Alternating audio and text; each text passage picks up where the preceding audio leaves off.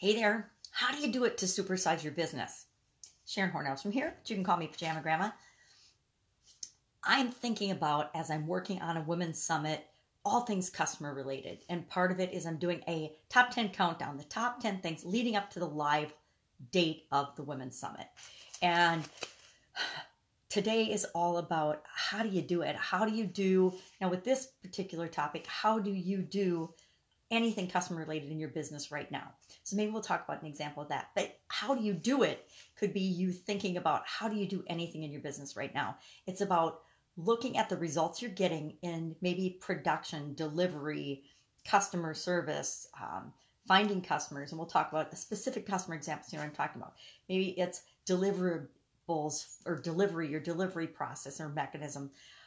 Finance, how profitable you are, whatever it is, you get to decide what is it that's giving me the biggest challenge right now.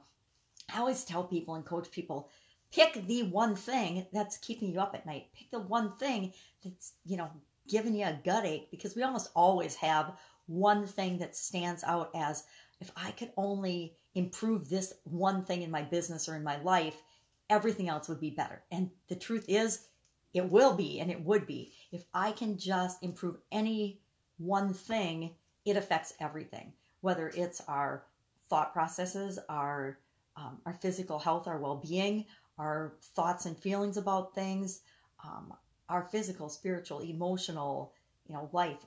It's all intertwined. We're human beings. We're not robots. We can't just turn everything else off and focus on only one area of our life.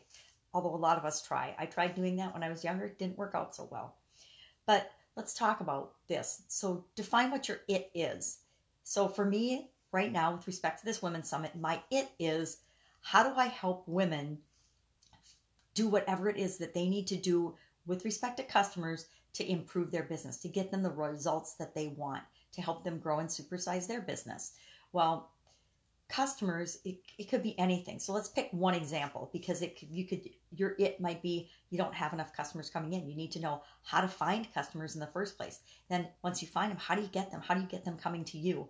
And once you get them, how do you win their business? How do you win their trust and their desire to actually have a transaction with you? What value can you create for them so that they want to do business with you? Then once you get them to do business with you, how do you make sure that they have a fantastic experience, get the results that they want, so that they'll come back to you in the future for other solutions and for other results, and to help them in the particular area of their life and business that you do for them, that you can help them with, how you serve them. So let's pick a specific customer example. Let's say you got customers, you've been in business for a while, you've got customers coming in, but you realize that you only have about 20% of your customers, the new customers that come in, only like 20% of them are ever coming back and doing repeat business with you. Now, that might be a good number depending on your business or your industry, or that might be a bad number. But let's say for purposes of this example that you decide 20% isn't a great number. You've just read an article on the cost to acquire a new customer versus the cost of having a repeat customer. And you're like, I want to explore that. I want to figure out how I can put that to work in my business. So that's my it. My it is, how do I do it? How do I do it right now? How am I getting customers to come back to my business right now? If your answer is, well, I'm not really doing anything. I'm not following up. And that's key right there, is follow up, finding out how their experience was, paying attention to them, building a relationship with them so that you can follow up. But you need to assess and figure out, what am I doing right now with respect to that thing that I want to change or improve? So the first step is to notice that you're not getting the result that you want. Hey, I got this problem. I want this, or I just want this result to be better. What happens if you improve from 20% just to 22 or 25%? What does that do to your bottom line? Well, the cool thing about repeat customers and them being way less expensive to acquire is that on the back end, almost 100% of the business goes to,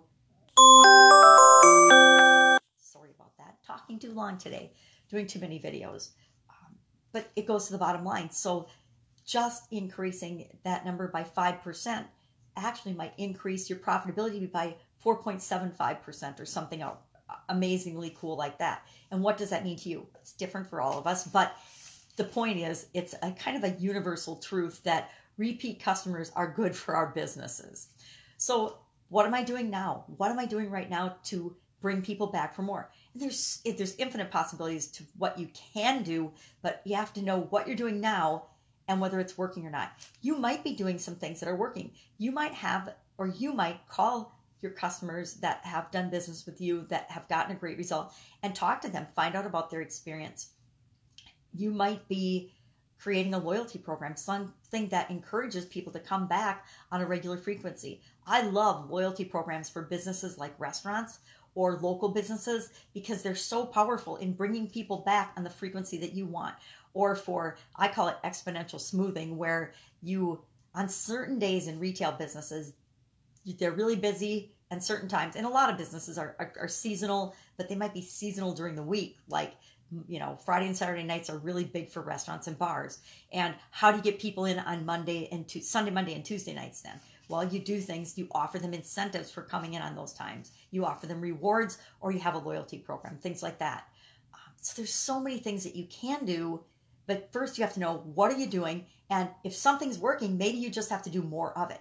Maybe you're running an ad for a coupon that's giving you incredible results and bringing people back on like a 65% basis. So that would be incredible. Maybe you just need to do more of that, but you need to know what you're doing and whether it's working or not to determine if you need to do more of it or if you need to do something differently. So today is all about assessing the methods that you're using and just, being aware of what are you doing, what could you be doing, and what do you need to do to get you the result that you want.